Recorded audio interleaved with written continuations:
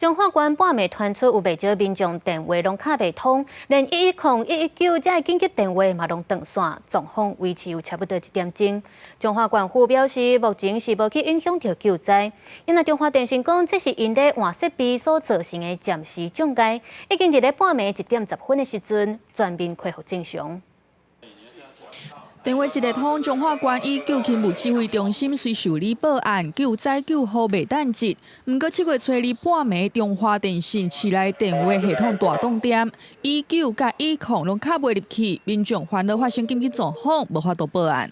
因为紧急状况的话打不通，没有办法求救啊。中华县警察局表示讲。 半暝发现106响，接起来登记，随向系统处上反映，大约半暝12点50分恢复。后续敢若一通电话反映无法度接通，不过无报案的案件。消防局嘛指出，告状的时间大约1点钟，目前无传出影响救灾的状况。调查内部线路无问题，下架电信业者确认原因。 那昨天晚上凌晨的一个断话，大概中断1个小时左右。那据了解，这个应该没有一些重大的一个案件来发生。那有关未来的部分，我们将跟中华电信这边来研究如何来强化整个119线路的一个韧性。 中华电信敢若透过文理会议，为了提升客户语音服务，伫7月初2半暝进行设备更新。